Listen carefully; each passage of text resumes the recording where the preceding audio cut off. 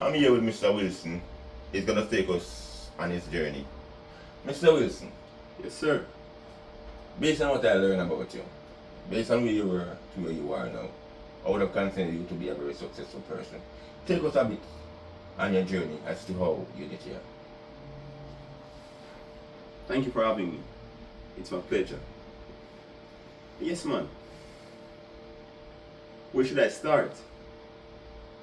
Of course, as far as I can date back, I didn't get the chance to go to kindergarten. But if I tell you that primary school was my first schooling, yes, man. I started school at grade 1. I was about 7 at the time. And most people would have said, if you start school at that age, that's it for you, because we all know the importance of foundation. Sure. And of course, Sure. if you go to the builder, the house builder, they will tell you Foundation is the key. foundation is the key. Sure. So yes, I didn't start school at the kindergarten. I really started at the grade 1. And of course, while I was in primary school, I was at the back of the back.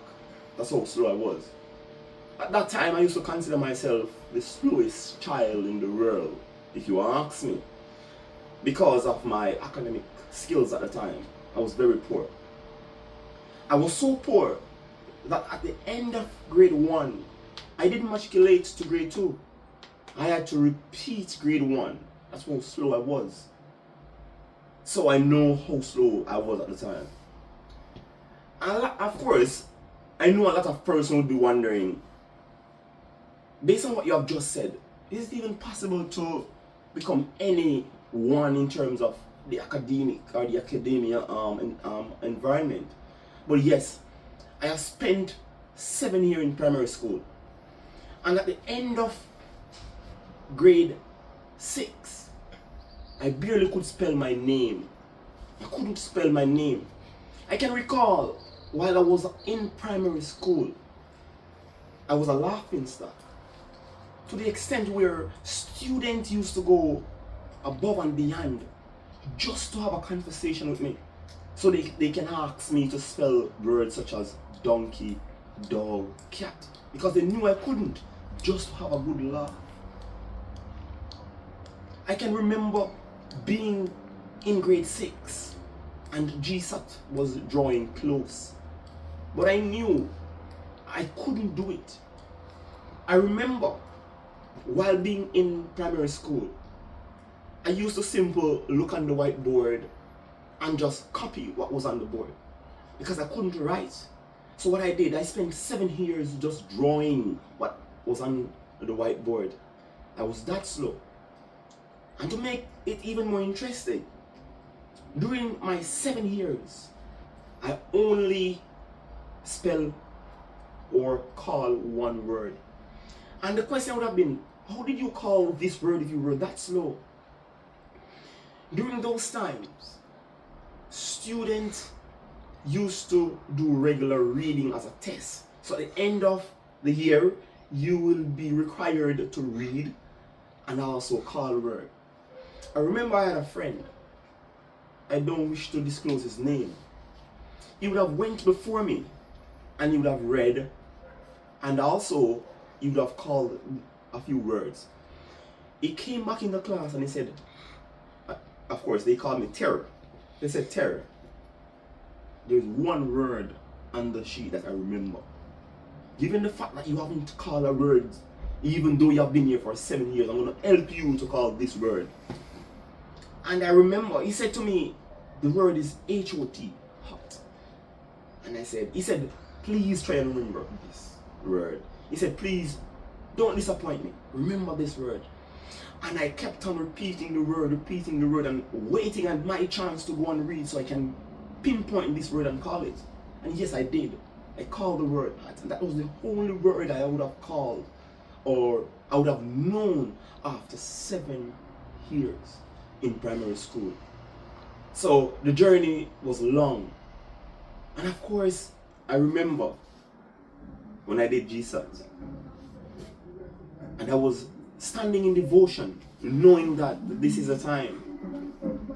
And a lot of people were looking forward to this moment. They were very excited about the placement because, of course, they knew at the time that they were, what should I say, well learned. So they knew that they would have done well in their GSAT. And I was standing there, don't know what to think. Because in order for you to pass your GSAT, you needed to know how to read, how to write. And here I was at the time, standing there, not expecting much, because I knew that I didn't do anything. As a matter of fact, I would have done the famous Jamaican thing when you don't know. I would have done any, mini, miny, more for all the multiple choice questions if you ask me. Yes, Mr. Wills. Great though. I mean, I can understand what it's like, you know, being somewhere and don't know that much, and you know, being around person who ridicule you, and but regardless of that, and where you are and I realize that you stand out. So when did you make that transition from low academic skill to an academical person at this moment? How did that transition come along? Well, and that's exactly what I was about to tell you. Of course, when the result came out for GSAT as expected, I was behind the behind. What do you mean? I didn't pass. I was placed into a all-age school because at the time it was a primary school, and of course you'd have ended at grade 6. So once you're at grade 6, then you'd have needed to go somewhere else.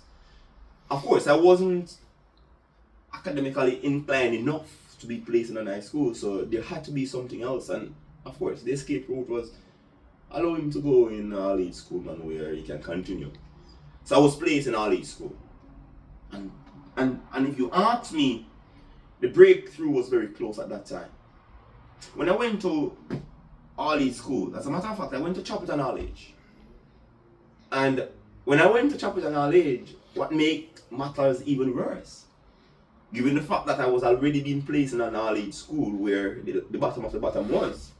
When I went into grade 7, they placed me into the bottom of the bottom at the grade 7 in all-age school. So, how did you deal with that emotionally? Because I know those stuff can be emotionally tampered when, you know, you keep seeing yourself at the lower part of the class, and everyone is above you.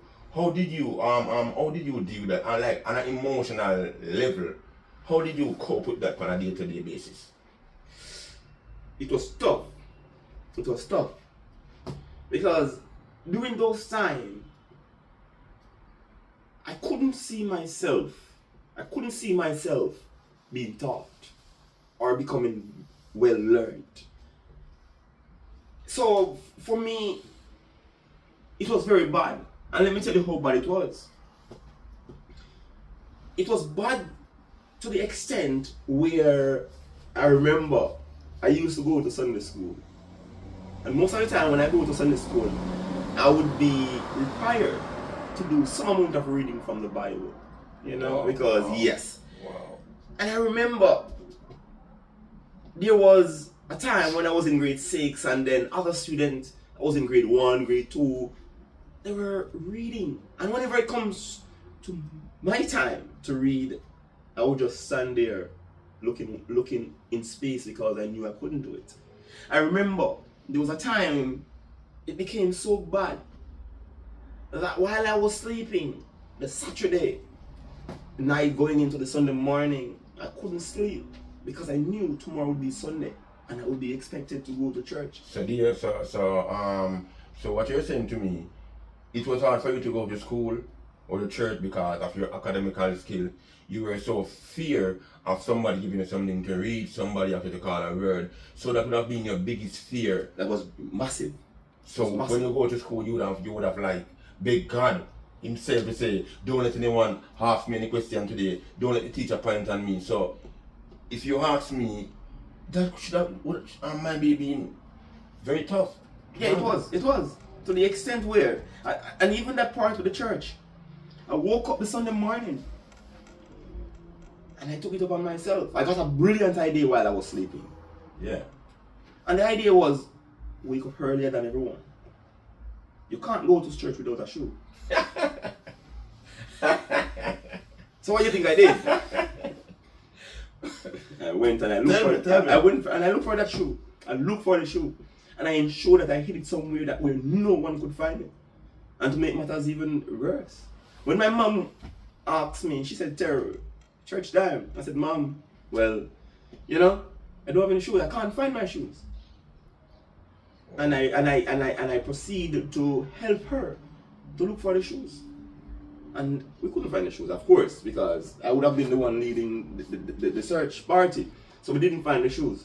And even when you come on to school, just based on what you just asked me about the fear factor, there was a thing in school known as I Spy. As a child, you'd have been expected to spy words. And when you spy words, you will tell the class the word and then you ask someone else to come and spy. I used to pray night and day just for that game not to be present that particular week or that particular day. I remember I used to beg God just to make us pick up rubbish every day, because when you're in primary school at that time, there was one day in the week where you would be expected to pick up rubbish, pick up garbage. That was a getaway. That would be like a free day for you. That was a getaway. But not to cut you though. This is what I learned. I learned this about you in a couple years ago. I had a discussion. You were when you leave to all age, you were picked out of a few accidentally. I would say, I don't know how to use the word, but you were not the favorite. How did that went? Yes. So that would have taken us to grade 8. You know? When I was in grade 8, because grade 7 was my breaking point. Grade 7, I was in grade 7 and I overheard someone having a random conversation with some kids. You know, not specifically me, but just some general kids. And I overheard, to be exact, someone saying to a few of my schoolmates, and I assumed it was a Christian, because what he said to them was, son, our children, our students, I want to say something to you. And he said to them, whenever you pray, he said, ensure that in every prayer, you ask God for knowledge, wisdom, and understanding. You know. And at that point, it seemed as something struck me.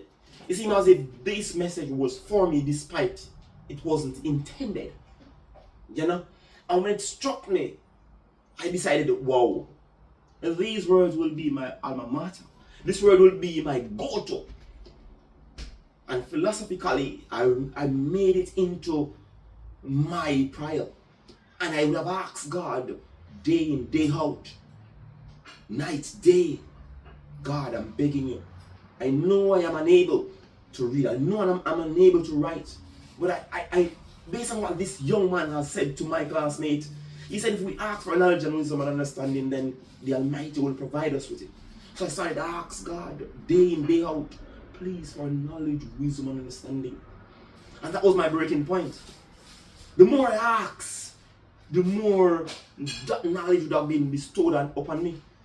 And naturally, I started reading the Bible first, to be exact, because I used to read in church, and I try. And each time I tried to read in church, it wasn't the best, but it was better than before. And I'd asked God at that time, please, ensure the next time when I read, I would have been able to read better than I did today. And so I asked God, so it happened. And from those times, from a grade 7, from a tender age, probably 14, 13, about 13, 12, from those days, I knew that God was real. Because no one would have taught me how to read, no one would have taught me how to write. But just by asking God for these things and believing, I recognized that there were transformation. There were transformation. And I started transforming.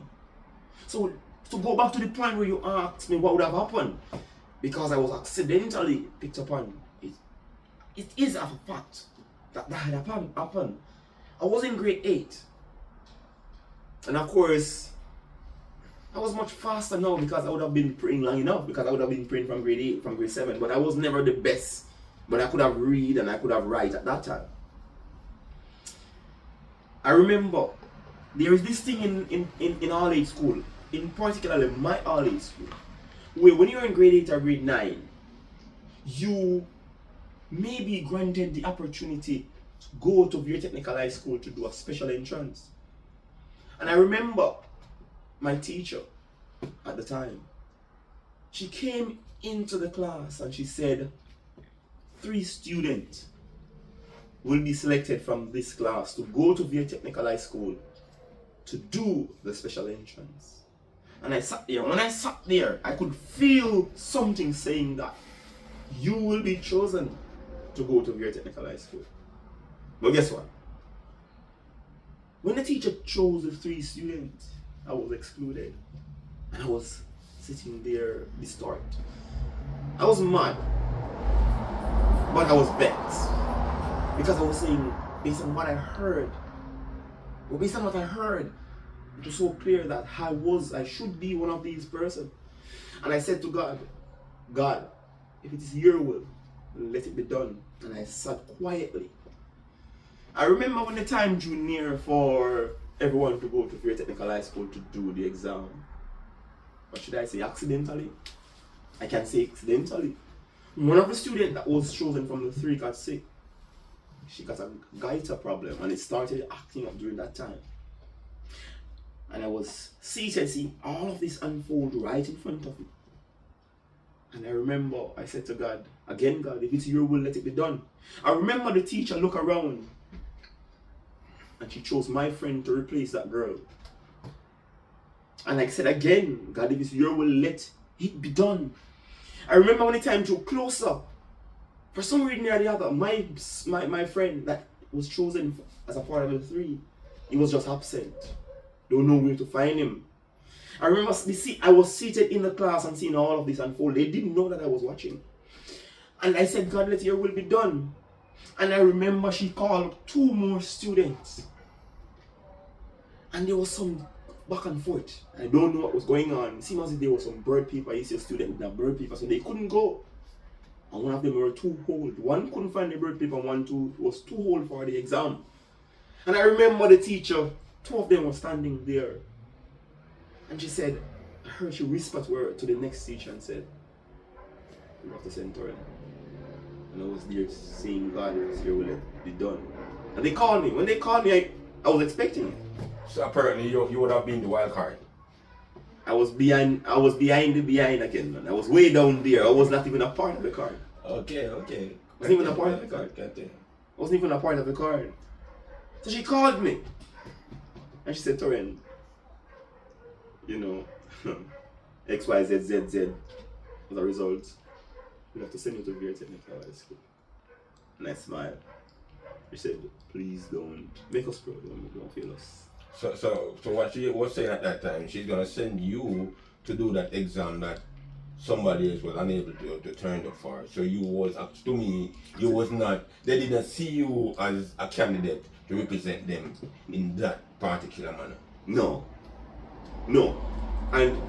And someone would be saying, both of you guys, probably you are judging the teacher, man. No. But take it into context. It was 4 persons ahead of me. So I mean, you couldn't have something in mind and have 4 persons lined up. And then all of a sudden those 4 persons don't work and you said, oh, he was the 5th person. No, it was not. But it was out of choice. You understand? Yeah. Out of choice. Of course, we went to Fair Technical High School, 9 of us from the school. We did the exam. We did the exam and result came out. And yeah, man, for the first time, yeah, man, I passed, man. But guess what? Out of the 9 of us, 4 would have failed. When the result came out, I didn't come to school. I got phone call left, right, and center. They were surprised, right? Is that the word? Because guess what? Based on what you're saying, yes, sir. If it was 4 persons, based on what I'm hearing from you, yeah, If it was person, 4 person failed, you should have been one. I should have been the number one.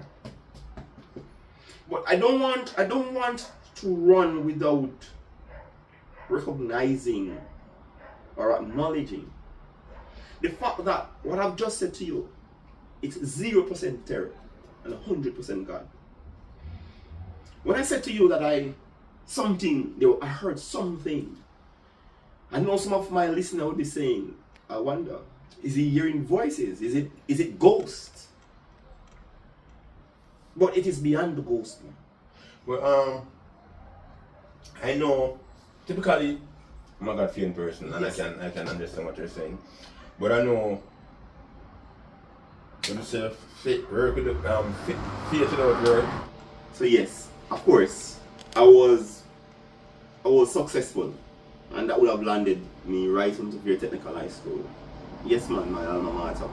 Yes, of course, while in grade 9, of course, because you know I was coming from grade 8, so now I'm in grade 9. I was placed in the 8th lowest class.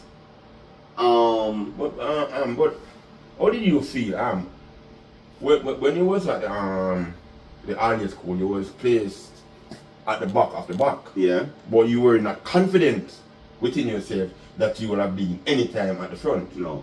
But now that you've been growing, based on what you're saying, yeah. I see that you have been growing academically. So now that you are placed in VTech at the back of the class, maybe not the extreme back like it was, did you confident yourself that this was just temporary? That's a good question. Definitely. Definitely.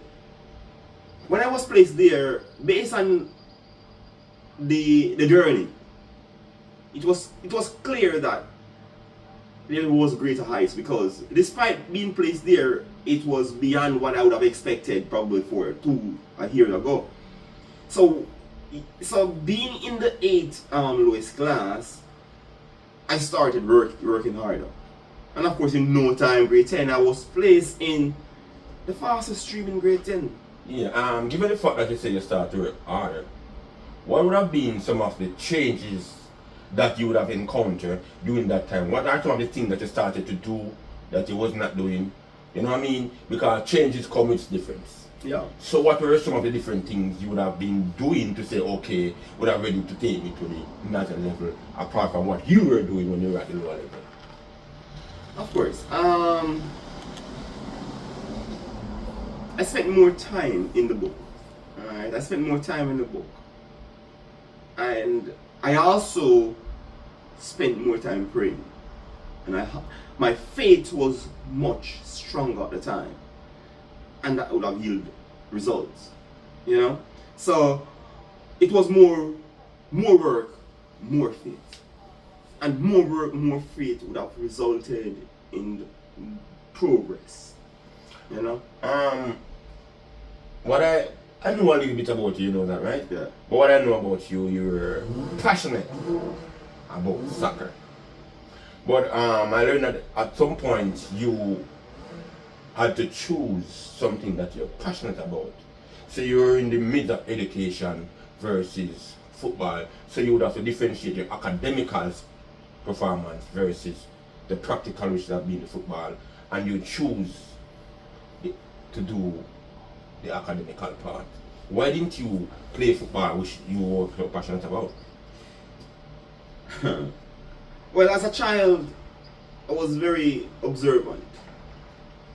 And looking around in my community at the time, I saw footballers that were very good.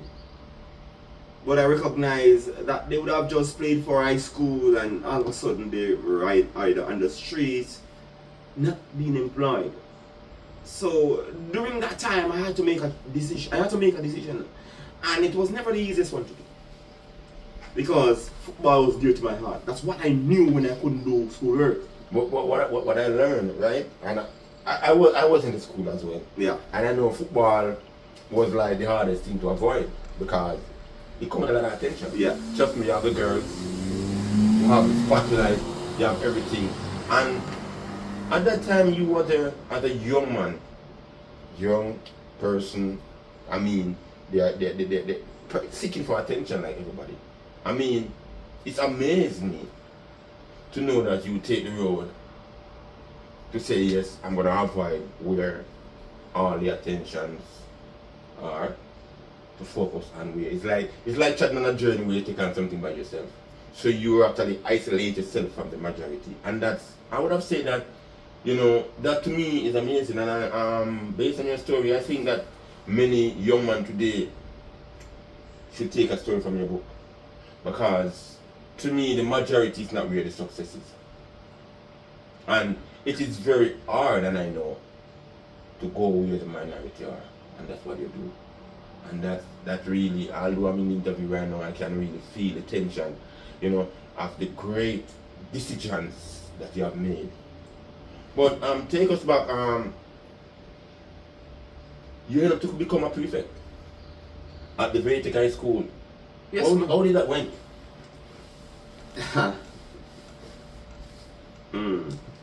The first week at Veer Technical High School, there was a temporary form teacher, and she said we should write on a piece of paper what we want to accomplish before we graduated from Veer Technical High School.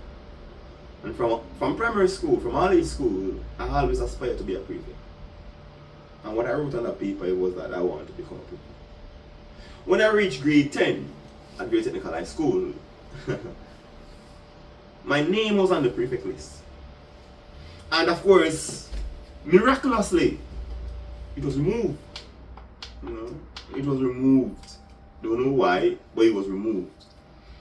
You know, and I remember the day when they were introducing the prefects to the school. They introduced my class to the school, and I was in the lunchroom having my lunch because my name was removed from the list. Don't know why. You know, even though I would have aspired to become one. And while I was there was this lady passing, a teacher. Should have asked me, what are you doing here? And I said to her, I'm not a prefect, my name is not on the list. And she said, go and introduce yourself. And miraculously, I became a prefect. Then of course, fast forward, I went to sixth form. What if I tell you? I became the first head boy in grade 13 at that institution. Most of the time, head boy would have came from grade 11, but for this time, I became the head boy. And guess what? I ended up at the University of the West Indies. Who could it be but the Almighty? I went to UWE. I graduated with a second class honor. I left UWE in 2016. I started teaching at the Great Technical High School. And of course, some of my students out here, they can attest to this. A lot of students have came to me and let me know that I was the best chemistry teacher they have ever met. And of course, I would have done my time at Very Technical. I did 5 years at the Very Technical High School. And I gave it my all because I knew where I was coming from. And at the end of my 5 year at Very Technical High School, I decided I wanted a new challenge. So yes, I migrated, and I migrated to England, where I went to England and I taught biology, chemistry, and physics at a top high school in England. And at that time, the same thing happened. The students at that institution, they said I was the best biology teacher that they have ever seen. And remember, this is the boy that was at the back of the back. We're talking about being in England and being classified as one of the best science teachers of the institution at the time. And of course, after 3 years, I decided I was going to come home. You know? And I remember telling some of my students that I was going to come home, and I can tell you, they cried. Because I was like a father to them, not only a teacher. And of course, they would have ranked me as one of their best teacher passed through their school, science teacher. And of course, while being in England, my wife would have approached me. And she had said to me that she see me at a higher place, at a greater place. And she proposed to me that I should start a master. And yes, I did heal to her voice. And I started to pursue a master in leadership and management at the University of the West Indies, where I had to operate under 2 different time zones. So I used to be up like 2 o'clock in the morning in lesson, 1 o'clock in the morning in lesson. And let me tell you, at the end of my first semester, with the help of God and of course my wife. My GPA was 3.9 A's, all A's at the University of the West Indies. And I'm not talking about undergrad. I'm talking about postgraduate. I'm talking about master's level. And remember, don't lose sight, I was at the back of the back. After 3 years, I decided I'm going to come home. And I came home. And guess what? I did my second semester. Guess what is my GPA again? 3.9. Of course, that's distinction presently. So presently, I'm pursuing a master. I'm pursuing a master's in leadership and management. So, yes, sir. Not to cut you, but is it that based on where you were, you're thinking that you want to give back to society in terms of, you know, try to help those children who think that they cannot reach the top based probably of environmental challenge, financial challenge, I mean, name it. So you have been going that far. What do you plan? How do you plan to give back to these students, I would say kids of today, and help them to rise from the bottom and make it to where you are? How do you plan to place that on the platform and give them that confidence that they can? And that's a good question, because that's one of the reasons why I came back. While I was in England with my wife, at times I would have seen the news, I would have seen the condition of my beloved country. And I recognize most of the boys, especially, they are on the wrong tangent. And I knew and I know to this point that a lot of them are on that tangent because of their self-belief. A lot of them don't believe that they are confident. They are not confident enough to do well, to excel academically. So as a result, of course, you know what's the popular thing out there. So they revert to scamming, to stealing and these things. So, of course, that's the reason why I'm pursuing a career, not just as a teacher, but higher, so that I can be of a greater voice. Because, of course, I know that if I get the platform to show some of these kids, students, where I was and where I'm at, I know at least some of them will be inspired and they will become aware that all things are possible through God. So how do I plan to do this? If I go higher, and when I go higher, of course, I'm planning on writing a book. And not only writing a book, I'm planning on visiting schools and having these one-on-one conversations with students that they would have labeled as being dunce or slow, just to instill some belief in them. Because I believe that that's my greatest weapon. My greatest weapon is motivation through Christ. Because my belief is that with Christ all things are possible. And also I believe if you can think it, you can achieve it with Christ. So of course, if I going up higher, I know I will have a greater voice. A greater voice will help me to reach a greater depth and greater heights. So I can reach students and children that are from the inner city that believe that the surrounding is their reality. Because of course, my reality when I was growing up was, of course, there was no one going to work. There was no doctor, no lawyer. So my reality was the only thing that probably I could become is a farmer, because that's all I see.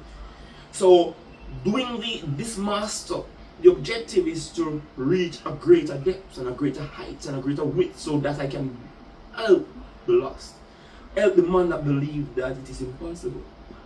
And instill my story in him to let him know that, listen man, the reality is I was beneath you and I rise through Christ and hard work. So definitely that's my plan. My plan is to reach them with my story. Yes sir. And if you ask me, your conversation was inspirational, motivated, and I think this, as simple as it is, yes sir, you don't have to be in the classroom, you don't have to get the one-on-one, because this is a platform that is going out there, and I know if I even one, somebody's going to see this and see the reason to go. And if you have to wrap it up,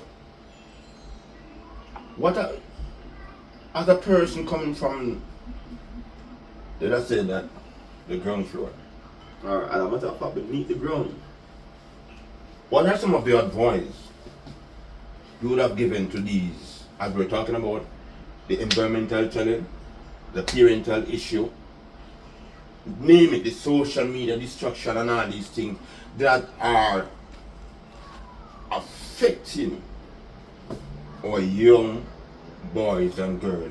These are some of the distractions. Low self-esteem, you can name it. A few. yeah.